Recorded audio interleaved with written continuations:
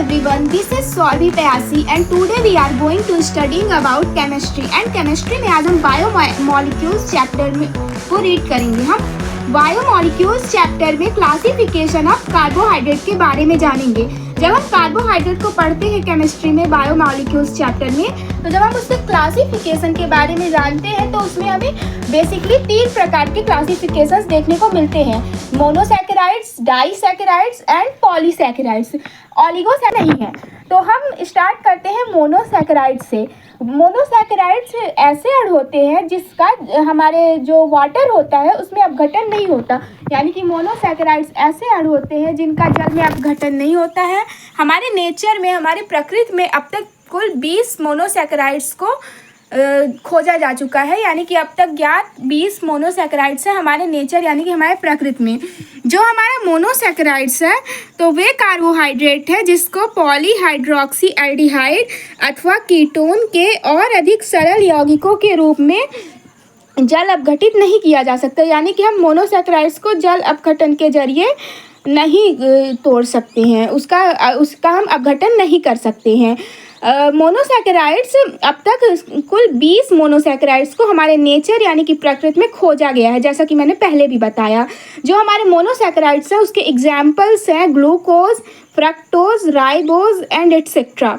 यानी कि हमारे मोनोसैकेराइड्स का एग्जाम्पल है ग्लूकोज, फ्रक्टोज एंड राइबोज। और भी कई सारे हैं लेकिन अभी हमें इतना ही पढ़ना चाहिए, ग्लूकोज, फ्रक्टोज एंड राइबोज, क्योंकि हमारे सिलेबस में इतना ही है।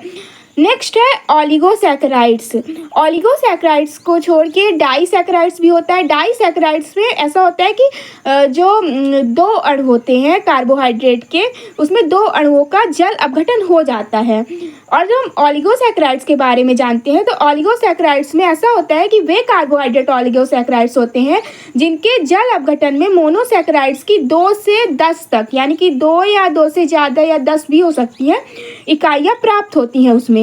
जो ऑलिगोसैकेराइड्स होता है उसको जल अपघटन से प्राप्त मोनोसैकेराइडों की संख्या के आधार पर हम उन्हें डाइसैकेराइड, ट्राइसैकेराइड, टेट्रासैकेराइड, पेंटासैकेराइड ऐसे करते करते 10 से ज़्यादा ऐसे जा सकते हैं, मतलब 10 तक बेसिकली जाते हैं। तो उस रूप में हम वर्गीकृत कर सकते हैं, उन्हें क्लासीफाई कर सकते हैं। इनमें से डाइसैकेराइड प्रमुख होते हैं। हम डाइसैकेराइड को मेन रूप से पढ़ते हैं इनमें, ठीक है।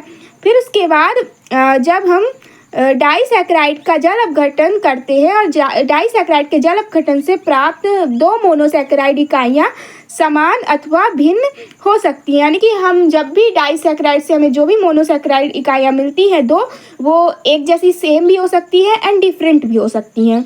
ओके, जो हमारा ऑलिगोसैकेराइड है उसके एग्जाम्पल कई सारे हैं, जैसे कि सुक्रोज का आप एक अणु लीजिए, उसका जल अपघटन करेंगे तो ग्लूकोज व फ्रक्टोज की एक इकाई देगा, यानी कि जब आप C12H22O11 को हम ग्लूकोज के जल अपघटित कराएंगे तो हमें ग्लूकोज प्राप्त होगा एंड ग्लूकोज के साथ साथ फ्रक्टोज भी प्राप्त होगा। जो ग्लूकोज और फ्रक्टोज होंगे उनके फॉर्मूला सेम रहेंगे, C6H12O6। ओके, देन हम चलते हैं नेक्स्ट पे। नेक्स्ट है अपना पॉलीसैकेराइड। जो हमारा पॉलीसैकेराइड है तो पॉलीसैकेराइड वे कार्बोहाइड्रेट हैं जिनके जल अपघटन पर अत्यधिक संख्या में मोनोसैकेराइड इकाइयाँ प्राप्त होती हैं।